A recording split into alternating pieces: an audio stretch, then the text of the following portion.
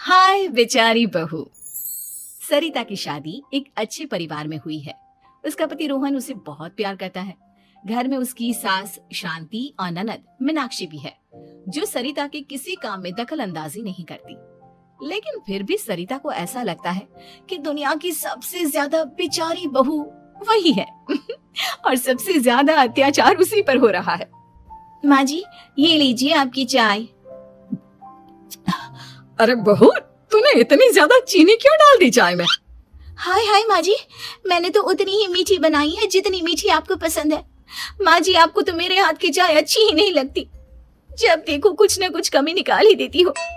अरे बहू, तू एक बात के पीछे ही पड़ जाती है। मैंने ऐसा कब कहा कि तू रोज चाय खराब बनाती है? सरिता अपने कमरे में चली जाती है और फोन उठाकर अपनी माँ से बात करती है। हेलो माँ, कैसी हो आप? क्या कर रही हो? मैं तो ठीक हूँ, पर तू बता तेरा मूड कैसा है? तेरी आवाज से लग रहा है कि कुछ तो हुआ है तेरे ससुराल में। अरे क्या बताऊँ माँ, यहाँ तो हर समय मेरे साथ बहुत बुरा व्यवहार होता है। मैंने अपनी सास के लिए इतनी अच्छी चाय बनाई, लेकिन मेरी सास चाय पीते ही मुझे 4 बातें सुना दी। बेटी, तू इतनी छोटी छोटी बातों पर ध्यान ही क्यों देती हो? तुम्हारी सास ने कुछ बोल भी दिया तो क्या हो गया, वो बड़ी है ना तुझसे। माँ ने इतना समझाया, लेकिन इस बात का सरिता पर कोई असर नहीं हुआ। अपनी बेचारी बहू की छवि वो बदलना ही नहीं चाहती। अगली सुबह सब नाश्ते की टेबल पर बैठकर नाश्ता कर रहे थे, तभी सरिता ने अपने पति से कहा, सुनिए जी, मुझे ना आज बाजार से कुछ सामान लेकर आना है।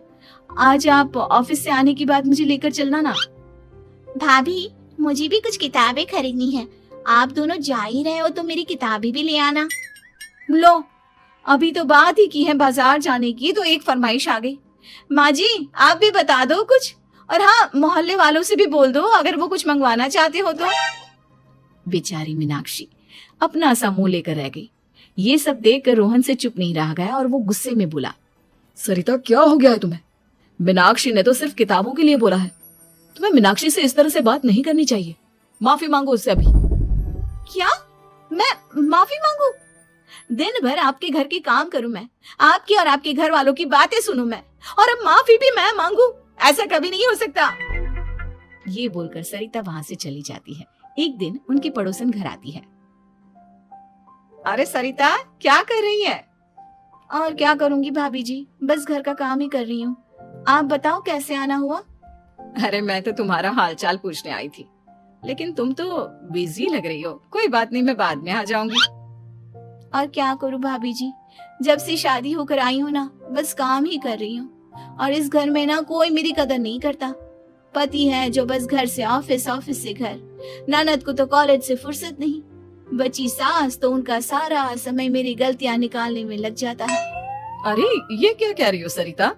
तुम्हारी सास तो पूरे मोहल्ले में तुम्हारी तारीफ करती फिरती है कि तुम बहुत अच्छी हो, पूरा घर तुम्ही ने संभाल रखा है। हाँ तो क्या हुआ, इसमें गलत क्या कहती है? सच्ची तो कहती है। मेरी मर्जी के बिना इस घर का पत्ता भी नहीं हिलता। शाम को जब रोहन घर आया तो उसने सबसे कहा, कल हम सबको मौसी जी के घर जाना है। उनकी बेटी की शादी है। सब अपनी अपनी पैकिंग कर लो, सुबह होते ही निकल जाएंगे। और सरिता, तुम कान खोलकर सुन लो, वहाँ जाकर किसी की बुराई भलाई शुरू मत कर देना, नहीं तो मुझसे बुरा कोई नहीं होगा। हाय हाय जी, आप तो ऐसे कह रहे हो जैसे मैं सुबह शाम सबकी बुराई करती फिरती हूँ। आज तक कोई कह नहीं सकता कि मैंने किसी के पीठ पीछे किसी के बारे में कोई बुरी बात बोली हो तो। अरे बस बहू, बात को और ज्यादा आगे मत बढ़ा। हमें सब पता है तू हमारे साथ क्या व्यवहार करती है।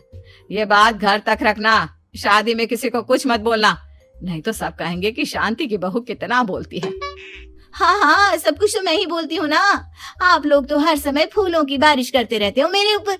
सारी गलती मेरी है जो मैं इस घर में आई, सबका कितना ध्यान रखती हूँ, लेकिन फिर भी मेरी तो आप लोगों की नजर में कोई कदर ही नहीं है। अगली सुबह सब लोग मौसी जी के घर पर चले जाते हैं। वहाँ पर शादी का माहौल होता है, सब जगह चहल पहल होती है, बहुत सारे मेहमान आए हैं। सरिता को वहाँ बहुत अच्छा लग रहा है। वो अपने मन में सोचती है, यहाँ कितना अच्छा लग रहा है, कितनी रौनक है। मैं यहाँ किसी से ज्यादा बात नहीं करूंगी। अगर मेरे मुंह से कुछ ऐसा वैसा निकल गया तो रोहन जी तो मुझसे गुस्सा हो जाएंगी। सरिता ये सब सोच ही रही थी कि वहां रोहन की कजिन साक्षी आ गई और सरिता से बोली, आप सरिता भाभी हो ना? जितना आपके बारे में सुना था, आप तो उससे भी ज्यादा सुंदर हो। हाँ वो तो है, मेरी सुंदरता की तारीफ सब करते हैं। मेरे मायके में तो सब यही बोलते हैं कि रोहन जी की किस्मत बहुत अच्छी है जिन्हें मैं मिली। लेकिन आप कौन है? मैंने आपको पहचाना नहीं। मैं रोहन भैया की कजिन हूँ। आपकी शादी पर नहीं आ पाई थी ना, इसलिए आप मुझसे मिली नहीं कभी। शांति मौसी और मीनाक्षी आपकी बहुत तारीफ करते हैं। क्या कहा तुमने? मेरी तारीफ? कभी नहीं। मेरे ससुराल वाले कभी मेरी तारीफ कर ही नहीं सकते। मैं इतनी अच्छी हूँ, मेहनती हूँ, लेकिन उन्हें तो मेरी कदर ही नहीं। सारा दिन घर का काम करती हूँ, फिर भी मेरी सास ना मुझे सुनाती रहती है, और पति भी मेरी सास की साइड लेते हैं। ना कभी बाहर ले जाते हैं, ना कहीं घुमाने। अगर घुमाने के लिए कभी बोल भी देना तो उनकी बहन बीच में आ जाती है। मैं कैसे रह रही हूँ उस घर में, ये मैं ही जानती हूँ। सरिता की ये बातें सुनकर साक्षी को बड़ी हैरानी हुई। अब वो हर किसी के सामने अपनी बड़ाई और ससुराल वालों की बुराई करने लगी। रोहन और शांति को सरिता पर बहुत गुस्सा आया, लेकिन वो चुप रहे। अगले दिन जब वो अपने घर पर आए, सरिता, तुमने क्यों सबके सामने मेरी इज्जत का तमाशा बनाया? तुमसे बोला था ना कि चुप रहना। अजी ऐसा भी क्या कह दिया मैंने जो इतना भड़क रहे हो? तुम जहाँ जाती हो अपना रोना शुरू कर देती हो, कभी किसी दूसरे की बात ही नहीं सुनती, बस अपनी कहती रहती हो। तुमने सबके सामने हमारा तमाशा बनाकर रख दिया है। हे भगवान, मुझे अपने पास बुला ले। जिस घर में मेरी कदर ही नहीं, उस घर में मेरा क्या काम? अरे क्या करूंगी मैं यहाँ रहकर? जो भी आता है मुझे सुनाकर चला जाता है। मैं तो किसी से कुछ नहीं कहती। सीधी सादी बहू मिल गई है ना सबको, तो जो जी में आए वो करो। सरिता ने अपने आगे किसी को कुछ बोलने ही नहीं दिया, और उस दिन भी उसने सबके सामने खुद को बेचारी बना ही दिया। अगले दिन मीनाक्षी कॉलेज के लिए लेट हो रही थी, इसलिए वो हर काम जल्दी जल्दी कर रही थी। अपना नाश्ता लेने किचन में गई और पतीले में रखे गरम दूध को गिलास में डालने लगी। दूध का पतीला उसके हाथ से छूट गया और गरम गरम दूध उसके हाथ पर गिर गया। ओए माँ, हाय मेरा हाथ, माँ मेरा हाथ जल गया। मीनाक्षी की आवाज सुनकर सरिता दौड़ती हुई आई। ये क्या किया तुमने? तुम्हें नाश्ता चाहिए था तो मुझसे बोल देती, मैं क्या मना करती थी? अब पता नहीं कितने दिन की मुसीबत पाल ली तुमने। सरिता मीनाक्षी को उसके कमरे में ले गई और उसका बहुत ख्याल रखा। उसका इस तरह से ख्याल रखना शांति और रोहन को थोड़ा अजीब लगा। माँ, सरिता के दिमाग का भी कुछ पता नहीं। कल शादी में सबको इतना कुछ बोल कर आई है हमारे बारे में, और अब मीनाक्षी की कितनी अच्छी देखभाल कर रही है। ये ऐसा क्यों करती है? बेटा, तेरी बीवी की ना आदत हो गई है सबके सामने खुद को बेचारी दिखाने की, और आदत इतनी जल्दी नहीं बदलती। जब ये बोलना शुरू करती है तो रुकने का नाम ही नहीं लेती, इसलिए इसे पता ही नहीं चलता कि ये किसके सामने क्या बोली जा रही है।